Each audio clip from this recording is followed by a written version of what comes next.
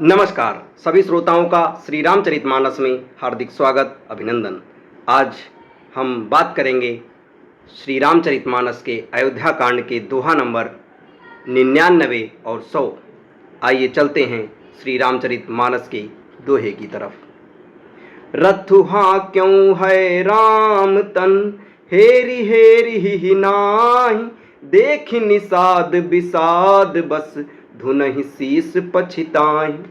सुमंत्र ने रथ को हाँका, घोड़े श्री रामचंद्र की ओर देख देख कर हिनहिनाते हैं। ये देख कर निषाद लोग विषाद के वश होकर सिर धुन धुन कर मतलब पीट पीट कर पछताते हैं।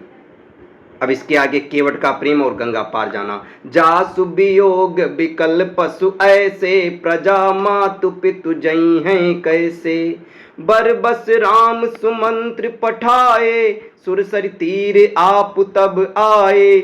जिनके वियोग में पशु इस प्रकार व्याकुल हैं, उनके वियोग में प्रजा माता और पिता कैसे जीते रहेंगे। श्री रामचंद्र जी ने जबरदस्ती सुमंत्र को लौटाया, तब आप गंगा जी के तीर पर आए।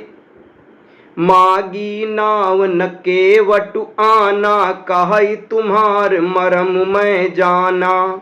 चरण कमल रज कहूँ सब कहई, मानुष करनी मूरी कछु अहई। श्री राम ने केवट से नाव मांगी, पर वह लाता नहीं। वह कहने लगा, मैंने तुम्हारा मर्म जान लिया है। तुम्हारे चरण कमलों की धूल के लिए सब लोग कहते हैं कि वह मनुष्य बना देने वाली कोई जड़ी बूटी है। छुअत सिला भई नारी सुहाई, पाहन ते न काठ कठिनाई। तरिनऊ मुनि घरनी होई जाई, बाट परई मोरी नाव उड़ाई। जिसके छूते ही पत्थर की सिला सुंदरी स्त्री हो गई। मेरी नाव तो काठ की है, काठ पत्थर से कठोर थोड़ी होता है। मेरी नाव मुनि की स्त्री हो जाएगी और इस प्रकार मेरी नाव उड़ जाएगी, मैं लुट जाऊंगा, जिससे आप पार न हो सकेंगे और मेरी रोजी रोटी मारी जाएगी, मेरी कामना खाने की राह ही मारी जाएगी। यही प्रतिपालहु सब परिवारू, नहीं जानऊ कछु और कबारू। जौ प्रभु पार अवसि गा चाहूं, मोहि मत पद पदुम पखारन कहूं। मैं तो इसी नाव से सारे परिवार का पालन पोषण करता हूँ, दूसरा कोई धंधा मेरे पास नहीं है। हे प्रभु, यदि तुम अवश्य ही पार जाना चाहते हो तो मुझे पहले अपने चरण कमल पखारने धो लेने के लिए कह दो। पद कमल धोई चढ़ाई, नाव न नाथ उतराई चाहूं। मोहि राम राउर आन दशरथ, पथ सब साची कहूं। बरु तीर मारहूं लखन पै, जब लगी न पाए पखारी हों। तब लगी न तुलसी दास नाथ, कृपाल पार उतारी हों। हे नाथ, मैं चरण कमल धोकर आप लोगों को नाव पर चढ़ा लूंगा, मैं आपसे कुछ उतराई नहीं चाहता। हे राम, मुझे आपकी दुहाई और दशरथ जी की सौगंध है, मैं सब सच सच कहता हूँ। लक्ष्मण भले ही मुझे तीर मारें, पर जब तक मैं पैरों को पखार न लूंगा तब तक हे तुलसीदास जी के नाथ, हे कृपालु, मैं पार नहीं उतरूंगा। सुन के वट कै बैन प्रेम लपेटे, अटपटे बिहसे करुणाएन। चितई जानकी लखन तन। केवट के प्रेम में लपेटे हुए अटपटे वचन सुनकर करुणाधाम श्री रामचंद्र जानकी जी और लक्ष्मण जी की ओर देखकर हंसे।